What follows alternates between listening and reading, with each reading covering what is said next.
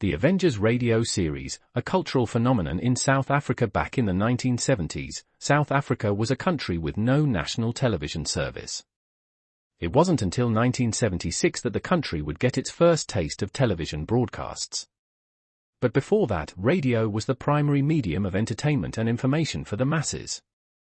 This was the context when The Avengers, a British spy fi series, made its debut on South African radio and became a cultural phenomenon. The Avengers was a British television series that originally aired from 1961 to 1969. The show revolved around the adventures of John Steed, a suave and sophisticated secret agent, and his various female associates. The series was a unique blend of traditional spy thriller elements with science fiction and fantasy, which set it apart from other shows of its time.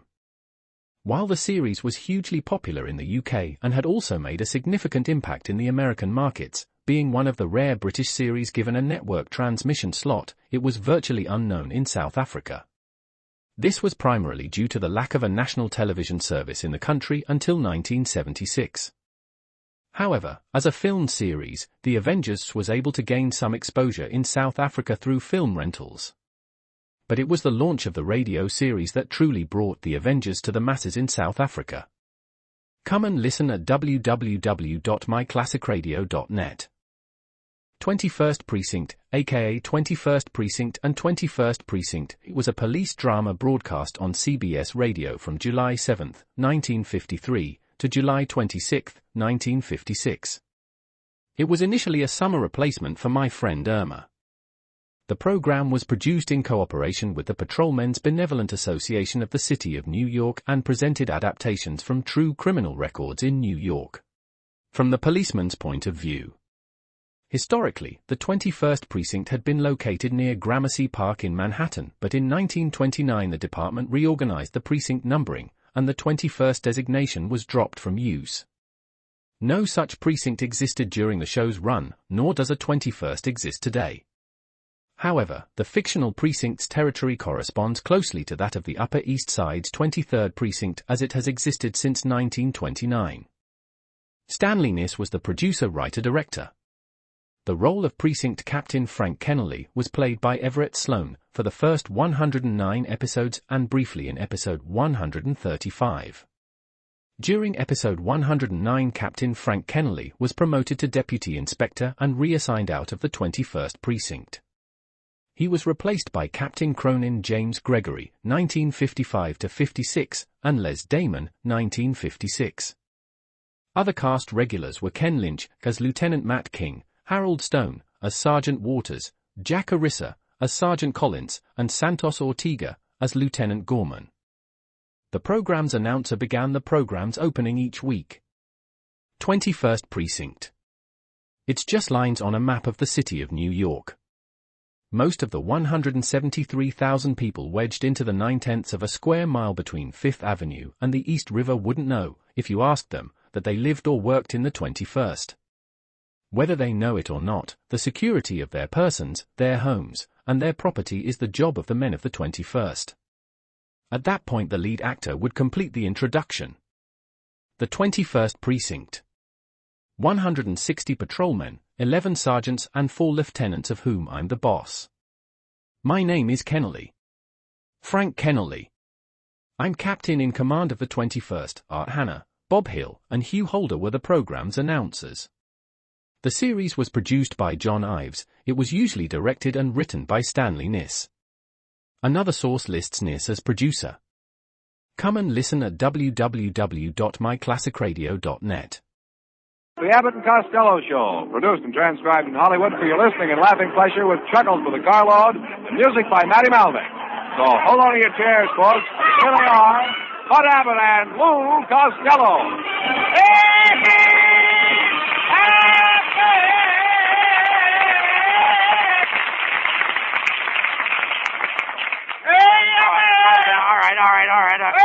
All right, what's all the excitement about? What happened, Lou? Well, Uncle Mike discovered gold on his ranch. Well, good for Uncle Mike. Yeah, he's sending to Europe for some Englishmen with shovels. He's sending for Englishmen with shovels. What for? He figures England will want to borrow the gold sooner or later, and they might just as well come over here and help dig it up.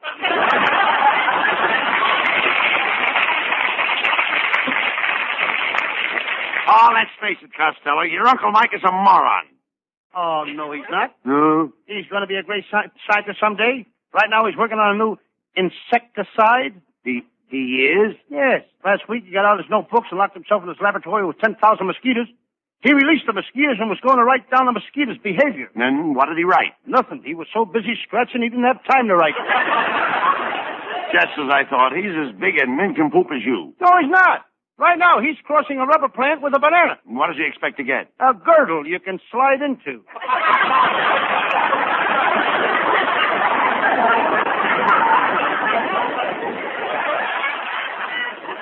You know, your whole family are jerks. Look, by the way, what was that silly-looking thing on the radiator of your car this afternoon? Well, you see, I can't afford a radiator cap, so I trained my little dog to sit on the radiator. Your dog sits on the radiator? Mm-hmm. Does he bark much? Only when it boils over. Well,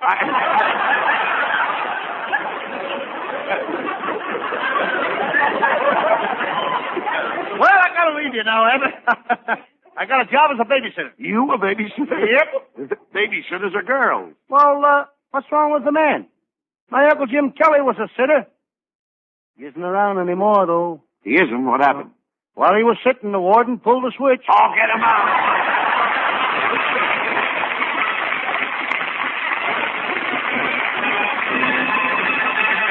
And there'll be much more of that terrific Abbott and Costello humor in a few seconds.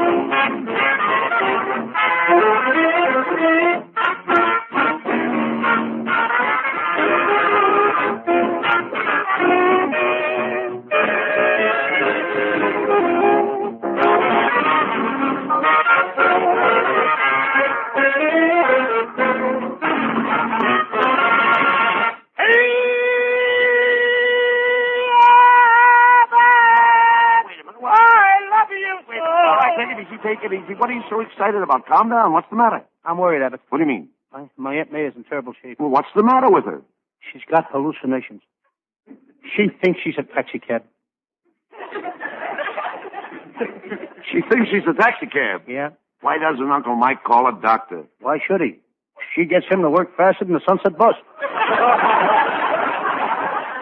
How long has Uncle Mike and Aunt May been married, Lou? Well, it's just 20 years since they went on a honeymoon. Aunt May went to Niagara Falls, and Uncle Mike went to Miami.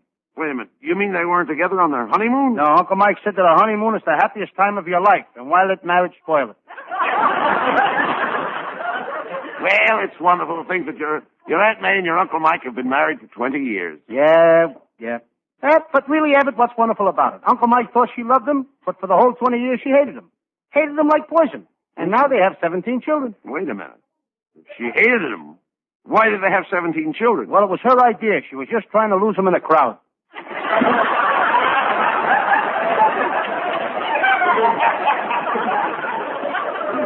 Does that mean to him, Lou? Well, she beats him up all the time. He wouldn't mind it if it wasn't for the children. The children? Yeah, they beat him too. He must be really henpecked. Yes, he is. She tries to keep him in the house every night. Saturday, when he started to take his bath, she put 6 boxes of Jell-O in the tub so he'd get stuck. Luckily, it was raspberry, and he ate his way out.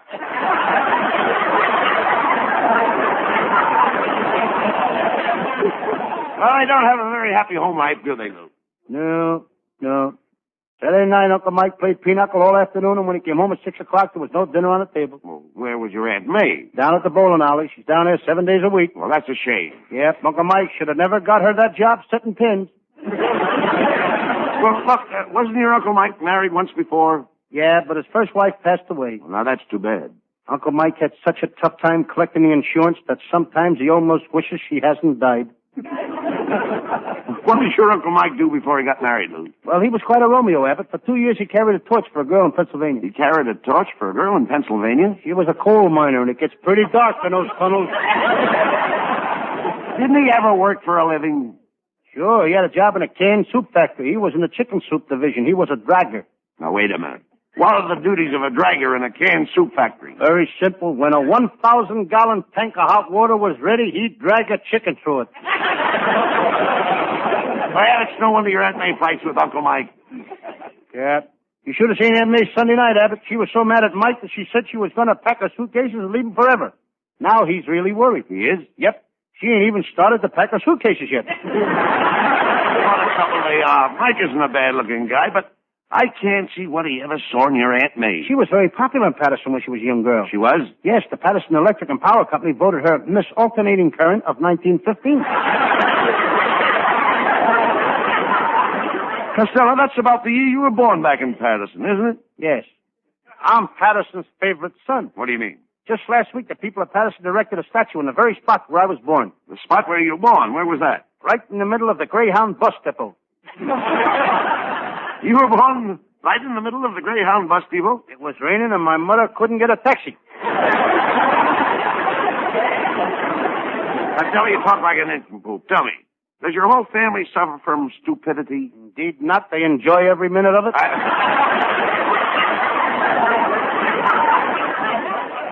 Hey there, Costello. I want to talk to you. Mister, do I owe you any money? No. Mm-hmm. Did I ever give you a tip on any of my horses? No. Have you got a red-headed sister in Chicago? No. Okay, go ahead and talk to me.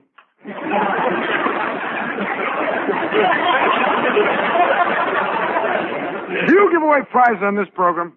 Can I win a refrigerator or something? Nope. Well, goodbye. I've got to go hurry over to the Gangbusters radio show. Last week I got $164 on that program. Wait a minute. Gangbusters don't give away anything. Oh, I forgot to tell you. I'm a pickpocket, too.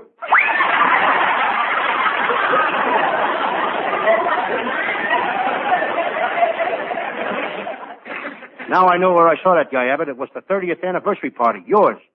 Remember you had a swimming pool filled up with bourbon? Yeah, the whole swimming pool was filled with bourbon. What fun. Yes, I never saw so many people going down for the third time with smiles on their faces.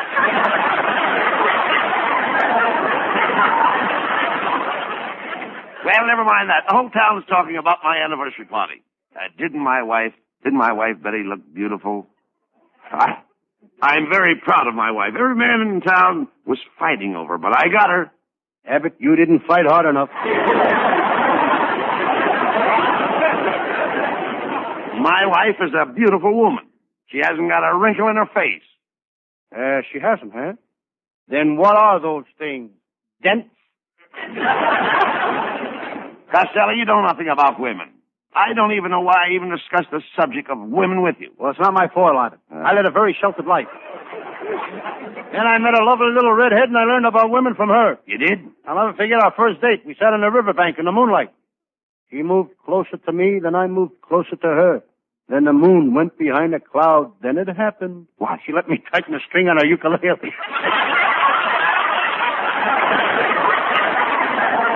Didn't she kiss you, Lou? Yes. Did you like it? Oh, boy. How did it make you feel? How did it make me feel? Yeah. Did you ever stand on a hot buttered waffle and have somebody pour maple syrup down your spine?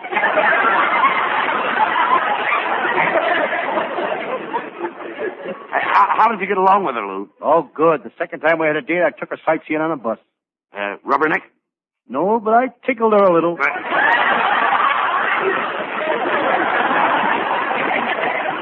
Hello, boys. Hey, look, Costello, it's our secretary, Viola Vaughn. Well, Viola Vaughn. That's my line, Lou. Take it. Well, Viola Vaughn. I understand you bought a new car. How do you like driving in California? Well, it would be. That's It yours. would be.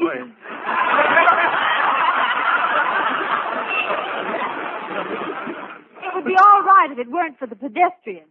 What's wrong with the California pedestrians? Well, I was driving down here tonight, and one of them whizzed right past my windshield.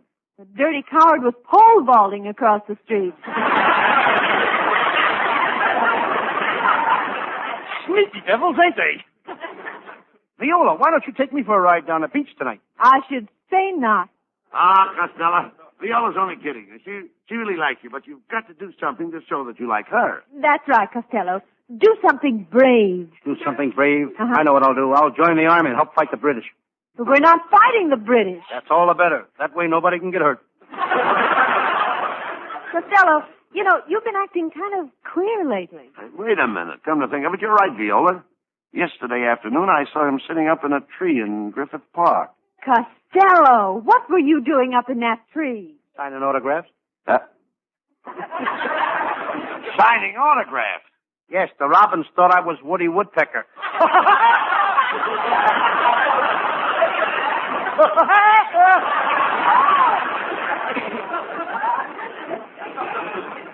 Costello, here's another thing. Why do you always carry an umbrella on your arm?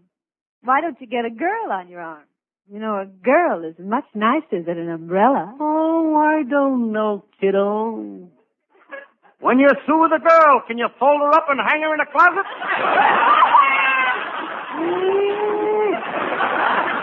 Why, you simple-minded, no-good, low-down... No, just a minute, Mr. Abbott. Have you ever stopped to consider that Costello's reasoning capacity and his functional capabilities for logical delineation are coordinated, comprehensive, and negligible? Is it compulsory to you to abuse this poor, moronic, social incompetent simply because the poor slob doesn't possess the mental capacity of an imbecile? But Viola... Just a minute, Abbott. You've had this coming to you for a long time. Let her finish. Continue. Tell them what a slob I am. Viola, Viola, I can't help it if Costello's stupid. Who's stupid? I want to say something, Abbott. I'm always studying, always reading. I just finished a book called When Frankenstein Meets the Wolfman in Dracula's Garden, where the Spider-Woman killed the cat girl. What's the story about? Two bums living in the La Brea tar pits. Well, I've got to go now, boys. I'm taking my painting lesson. Do you paint? Oh, yes. I draw birds with charcoal. I paint flowers in watercolor. What do you do in oil? Fry potatoes.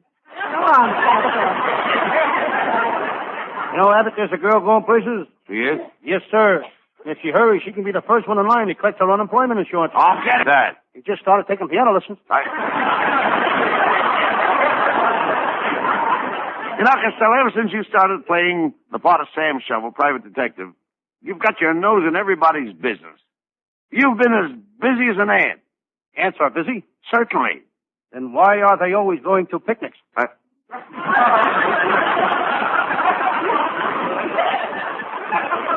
Will you talk sense? What is that letter you have in your hand? Well, Abbott, it's another fan letter. Listen to this. Dear Lou Costello, a Sam Shovel detective, you are the greatest thing on radio. I love your show. But my wife won't listen to it. She says she needs you like she needs a hole in the head. I'm sending her to see you tonight. Mm-hmm. Mr. Costello, there's a lady to see you. What does she look like? She's a short, fat woman with a hole in her head. Oh, never mind. What is your Sam Shovel detective story for tonight, Lou? I think I'll do one of my old Western cases. I call it the case of the general, who opened up a drive-in and was caught selling horse meat. Or Custer's last hamburger stand. Well, you're talking. Let's do it.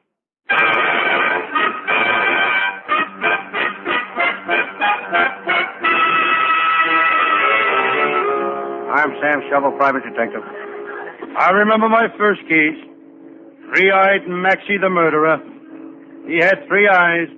He was the only man in the world with 20/20/20 vision. And there was my second case. Terrible Tony, the toughest gangster in Los Angeles. He was a bronze giant with muscles of steel and an iron fist. I had to shoot him. May he rust in peace.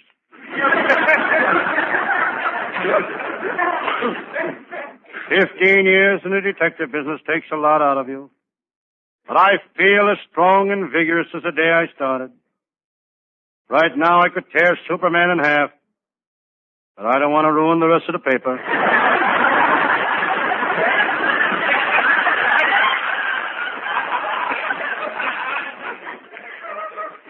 I feel kind of thirsty.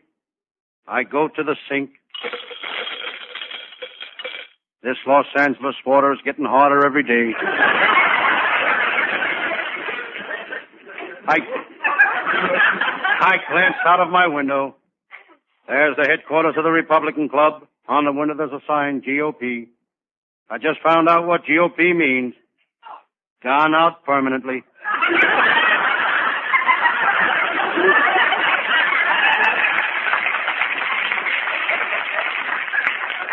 I look down at my desk. There's my new wristwatch. My new wristwatch. It's a shock-proof, non-magnetic, waterproof watch.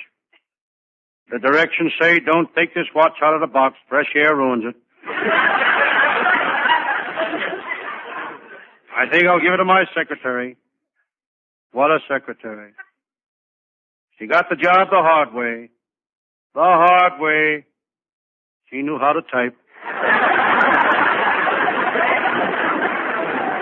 Lying next to my watch is my shotgun. I decide to see if it's loaded. I pointed at the floor and pulled the trigger. I looked down at the floor. When did I buy open-toed shoes?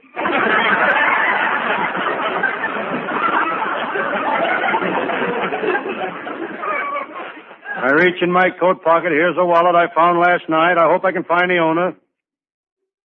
I check to see what's in the wallet. Here's a card. If it's found, return to Mr. Nichols, Delmar Hotel. Here's a driver's license issued to Mr. Nichols, Delmar Hotel.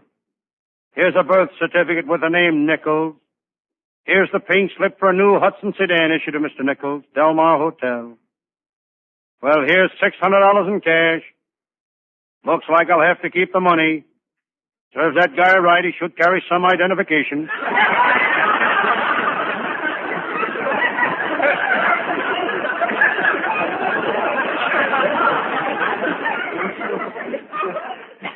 The name on the money is Washington.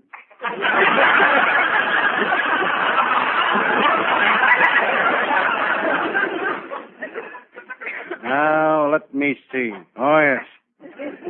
It's about time for my pal, Lieutenant Abbott of the Homicide Squad, to show up. Abbott had a pretty tough week chasing crooks. Monday night he was held up on Main Street. Tuesday night he was held up on Broadway. Wednesday night he was held up on Sunset Boulevard. If Abbott would stay out of those saloons, he wouldn't need anybody to hold him up.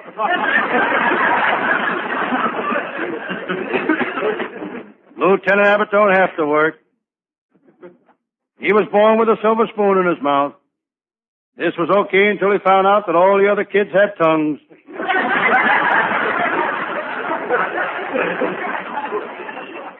It's not easy to be born with a silver spoon in your mouth. Up to the time Abbott was 19, all he could say was Rogers Brothers, 1847.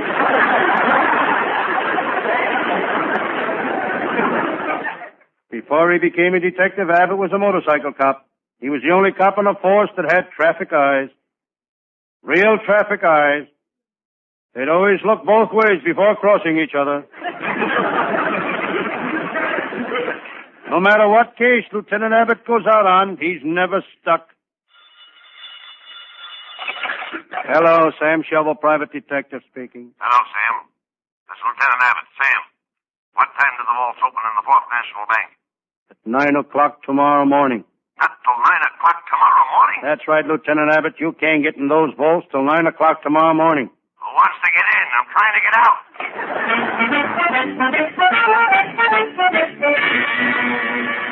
Suddenly, my door opened.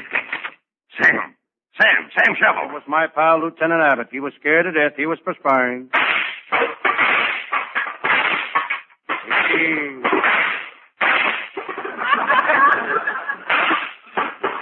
He was sweating bullets.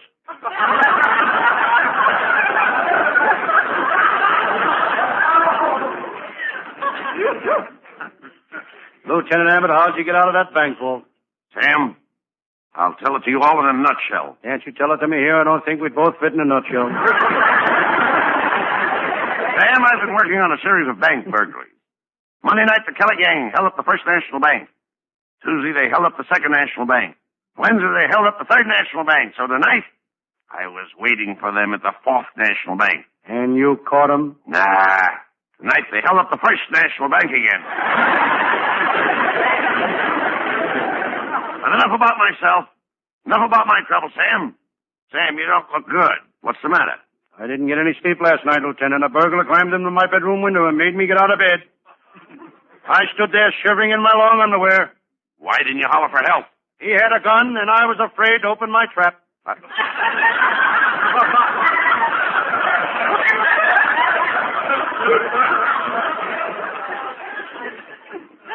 After the burglar left, I still couldn't get any sleep. I was worried about my brother Pat.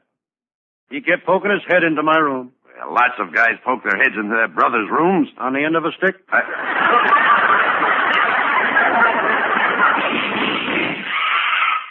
Sam, did you hear those shots? They came from the office next door. Who rents that office next door? An organization called the American Society of Patriotic Americans for the Preservation of Freedom in the United States of all and for all patriotic Americans. What do they do? They're foreign spies.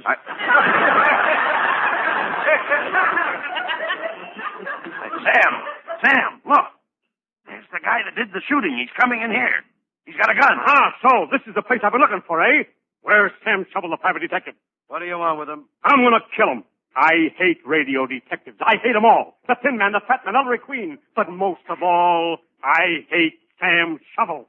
I'm gonna gouge his eyes out. I'll fill him with lead. Now, who are you? Oh, I'm just an ordinary policeman. Honest, mister, I'm not a radio detective. And you? Who are you, fatso? Well, I'm, I'm the... Don't stand there, Rabbit. Hand me my cookbook. Cookbook? Who are you? Don't you recognize me? Mary Margaret McBride. Oh, so you're the one that gives out those recipes, huh? Mm-hmm. Well, if there's anything I hate worse than radio detectives, it's those recipe programs. I'll kill them all. I'll kill